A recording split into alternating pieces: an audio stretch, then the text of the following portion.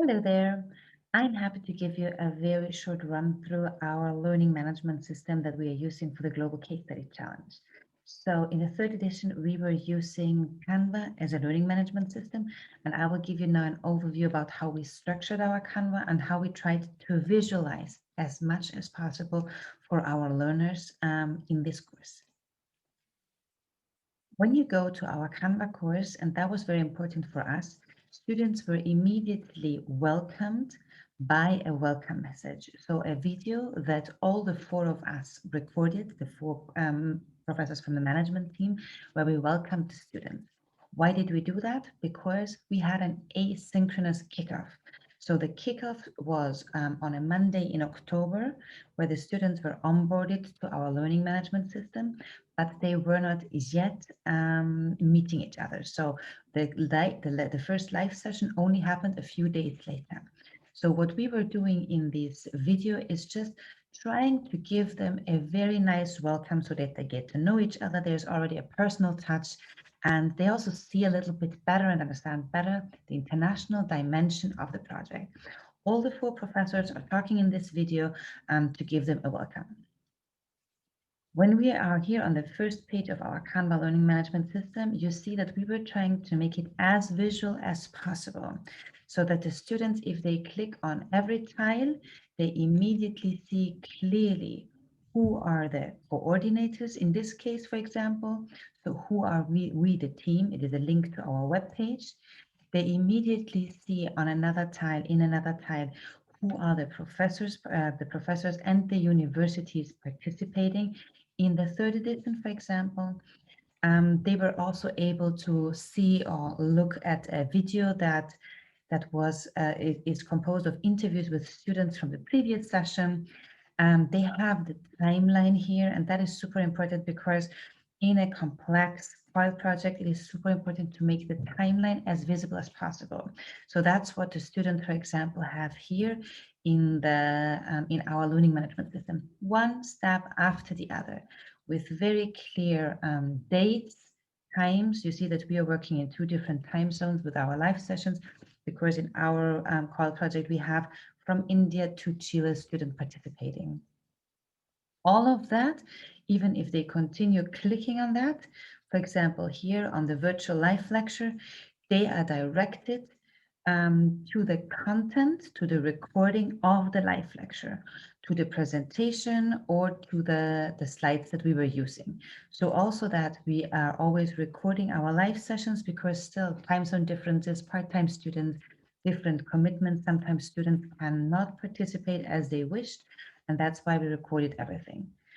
So after the live session happened, for example, all the live recordings were linked in the corresponding file, in the corresponding part here of our live lecture. Everything is linked so that students immediately come to, for example, the virtual Q&A or the virtual team building. The virtual team building is an assignment that they need to do. So they see it in their timeline.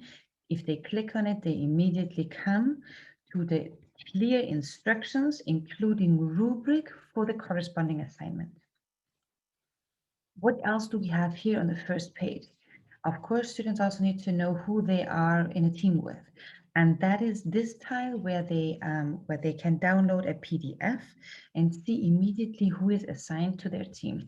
What is their team number, which case study has been assigned to them. They also find the contact details. Again here, find out the schedule and the links to our virtual lectures. We were using one meeting room link for the whole Global Case Study Challenge. That is also super important in order to be sort of barrier-free, not having a new link every time, but using the same meeting room link all the time. We have a communication forum for the students, so where all the students can ask questions, and one of the four management team members is answering them. So if you scroll down, you see that the communication forum was pretty well frequented. So students were asking a lot of questions, we were answering them, and it was a very good way to communicate with them. And last but not least, we have another section where we again explain the Global Final Virtual Conference, and that was happening where the students are presenting their case studies. So also here, all the information a nice invitation. We are trying, as you see, we are trying to use emojis and GIFs in our communication just to make it more, to give it a more personal touch and to make it closer. And we also provided them with a visual overview about what the Global Virtual Conference will be about. Many of the students were pretty anxious or excited or some a bit nervous about the Global Virtual Conference just because some of them have never been at a conference. And so they weren't even sure how that will work, everything. So this is also the last part. So trying to make it as accessible, as barrier-free as possible. In our Canvas, students can also, as also in many other learning management systems, students can download a calendar, and that's how they import all the assignments directly to their Google or Outlook or whatever calendar or iCalendar. And that also makes it easier for them to manage the amount that, for example, in our Global Case Study Challenge is slightly higher because we have a longer project. It's slightly more complex than a very one task oriented COIL or virtual exchange project. On the left side, there is another area of navigation, as you can see. And what students see is there's one announcement section. The announcement section is a section where we as the management team were using it because these are push notifications, and you see most of the announcements coming from me or from my colleagues, or from me and my colleagues. Exactly, here we go.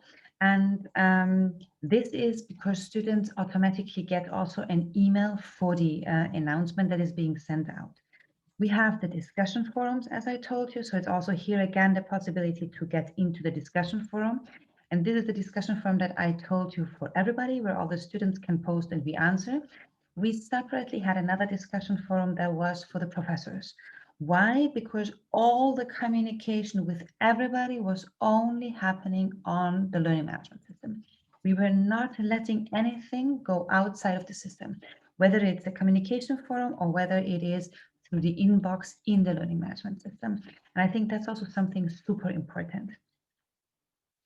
You have a people section where you can look at who is in the learning management system, and you can also look at the project groups here. So we have 100 groups in our project with a different number of students.